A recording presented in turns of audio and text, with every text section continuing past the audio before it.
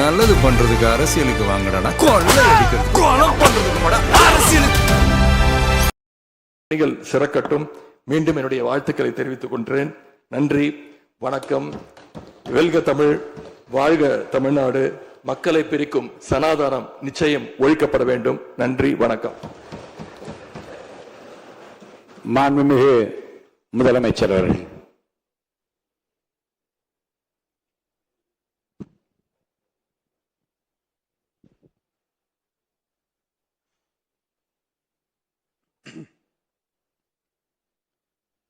மாண்புமிகு பேரவைத் தலைவர் அவர்களே, மக்களே மக்களுக்காக, மக்களால் நடத்தும் ஆட்சி மக்களாட்சி என்றார் அமெரிக்க முன்னாள் குடியரசுத் தலைவர் திரு ஆப்ரஹாம் லிங்கன். இன்றைக்கு அமைந்துள்ள மக்களாட்சி மலர்வதற்கு மக்களிடம் உள்ள பெரும் எதிர்பார்ப்பு, அவர்களுடைய எதிர்பார்ப்புகளை இப்பேரவையின் கவனத்திற்கு கொண்டு வந்து அதனை செயல்படுத்துவதற்கான திட்டங்களை, சட்டங்களை அமல்படுத்த வேண்டிய பொறுப்பு இப்பேரவைக்கு உள்ளது.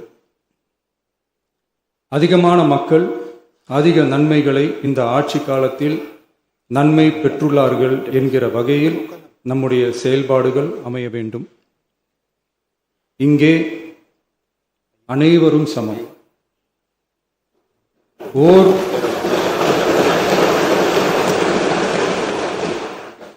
ஓர் உறுப்பினரை கொண்ட கட்சிகள் இங்கே இடம் பெற்றிருந்தாலும் அவர்களுடைய கருத்துகளுக்கும் அதிக எண்ணிக்கை பெற்ற தமிழக வெற்றிக் கழக உறுப்பினர்கள் தெரிவிக்கும் கருத்துகளுக்கும் சமமாகவே மதிப்பளிக்கப்பட்டு,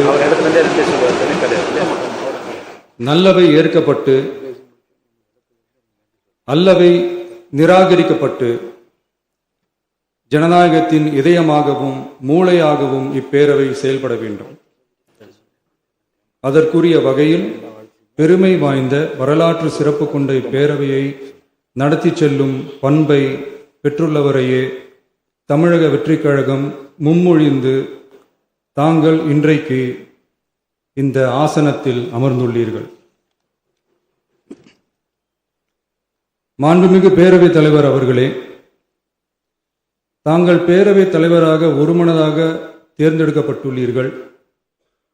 தங்களை இந்த ஆசனத்தில் மாண்புமிகு பேரவை முன்னவரும் எதிர்க்கட்சி தலைவரும் தங்களுடைய கரங்களை பிடித்து அழைத்து சென்று அமர வைத்தார்கள். இந்த சம்பிரதாயம் எப்படி வந்தது என்று சொன்னால் சுவாரஸ்யமாக இருக்கும். பெரிய வரலாறு சம்பவத்தில் உள்ளது. இங்கிலாந்து நாட்டில் உள்ள பாராளுமன்ற நடைமுறைகளை போன்றதே நம்முடைய பாராளுமன்ற நடைமுறைகளும். மன்னராட்சி இருந்த காலத்திலேயே அங்க பாராளுமன்றம் இயங்கியுள்ளது. அக்காலத்தில் அனைத்து அதிகாரங்களையும் பெற்ற மன்னரும் இருந்தார், பாராளுமன்றமும் இயங்கியது. அங்கே மன்னர் ஒரு பணியை செய்ய வேண்டும் என்று விரும்புவார். பாராளுமன்றம் அவருடைய விருப்பத்தை பெரும்பாலும் நிராகரிக்கும். மன்னர் விரும்பிய காரியத்தை பாராளுமன்றம் நிராகரித்து விட்டது என்கிற செய்தியை மன்னருக்கு சொல்ல வேண்டியவர் பாராளுமன்ற தலைவர், ஸ்பீக்கர் என்பார்கள். பாராளுமன்றத்தின் கருத்தை மன்னரிடம் சொல்ல வேண்டியவர் ஸ்பீக்கர். அதற்கு துணிவு வேண்டும். சில பணிகளை செய்வதற்குத்தான் பாராளுமன்றத்தின் அனுமதி வேண்டுமே தவிர அந்த ராஜ்யத்தில் உள்ள எந்த பிரஜைக்கும் மரண தண்டனை விதிக்கும் அதிகாரம் மன்னருக்கு உண்டு. தான் விரும்பியதை பாராளுமன்றம் நிராகரித்து விட்டது என்று சொல்லும் ஸ்பீக்கருக்கு மரண தண்டனை விதிக்கும்படி ஆணையிடுவார். தலையை வெட்டி விடுங்கள் என்று ஆணையிடுவார்கள். இது பலமுறை நடந்ததால் யாருமே இந்த ஸ்பீக்கர் பதவிக்கு வர விரும்ப மாட்டார்கள். எனவே புதிதாக பாராளுமன்றம் அமையும் போது ஸ்பீக்கர் பதவிக்கு ஒருவர் அறிவிக்கப்பட்டவுடன் அவர் உடனே தலை தப்பித்தால் போதும் என்று ஓட்டம் பிடிப்பார்.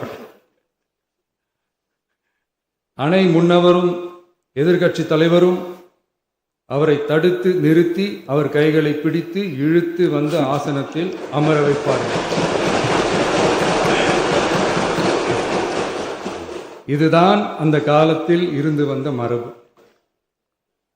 ஜனநாயக முறை ஏற்பட்ட பிறகும் இம்மரபு தொடர்கிறது. நிச்சயமாக தமிழக வெற்றி கழக உறுப்பினர்கள் அனைவருமே உங்களுக்கு உதவிகரமாகவே இருப்பார்கள் என்கிற வாக்குறுதியை இந்நேரத்தில் அளிக்க விரும்புகிறேன். பேரவையின் மாண்பையும் கண்ணியத்தையும் பேரவை உறுப்பினர்களின் கண்ணியத்தையும் காக்க வேண்டிய பொறுப்பை உங்களிடத்தில் ஒப்படைத்திருக்கிறார்கள். தற்காலிக பேரவைத் தலைவர் பொறுப்பில் மிக சிறப்பாக பணியாற்றிய நம்முடைய உறுப்பினர் திரு மூவி கருப்பையா அவர்களை சந்திக்க நேற்றுக்கு சென்றிருந்தேன். அங்கே முந்தைய பேரவைத் தலைவர்கள் படங்களை கண்ணுற்ற போது, அவர்களை பற்றி அறிந்த போது உண்மையிலே எனக்கு பெருமிதம் தந்தது. ஏனென்றால் எடுத்துக்காட்டாக விளங்கும் திரு ஜே சிவ சண்முகம் பிள்ளை, டாக்டர் யு கிருஷ்ணராவ், திரு எஸ் செல்லப்பாண்டியன் அவர்களுடைய வரிசையில் மிக சரியான ஒருவரையே நாம் முன்மொழிந்துள்ளோம் என பெருமை அடைந்தேன். அதே போன்றுதான் நம்முடைய பேரவை துணைத் தலைவர் அவர்களும் நீங்கள் இருவருமே மிக சாதாரண குடும்பத்தில் பிறந்து மக்கள் பணியாற்ற வேண்டும் என்கிற அவாவில் செயல்பட்டு வந்தவர்கள். குணம் நாடி குற்றமும் நாடி அவற்றுள் மிகை நாடி மிக்க கொளல் எனும் வள்ளுவரின் வாய்மொழிக்கேற்ப சட்டமன்ற நடவடிக்கைகள் சீராக, செம்மையாக, அமைதியாக நடைபெறும் வகையிலும் சட்டமன்ற ஜனநாயக பண்புகள் நெறிமுறைகள் பேணி பாதுகாக்கப்படும் வகையிலும் இந்த அவைக்கு பேரவை தலைவரும் பேரவை துணைத் தலைவரும் பெருமை சேர்ப்பீர்கள் எனும் நம்பிக்கை எனக்கு உண்டு. அரசியலுக்கு அப்பாற்பட்டு மனிதர்களை மதிக்கும் நல்ல பண்புகள் நிலைநாட்டப்பட வேண்டும். தமிழ் பண்பாடு போற்றப்பட வேண்டும். அவையின் மரபும் மாட்சிமையும் மதிப்பும் காக்கப்பட வேண்டும் என்ற நல்லெண்ணத்தின் அடிப்படையில் அந்த பதவி ஏற்றுள்ள தங்கள் இருவராலும் காப்பாற்றப்படும் என்னும் நம்பிக்கையை மீண்டும் தெரிவித்து என் உரையை நிறைவு செய்கிறேன். நன்றி, வணக்கம். மாண்புமிகு பேரவை துணைத் தலைவர்கள் நன்றி உரையாற்றுவார்கள்.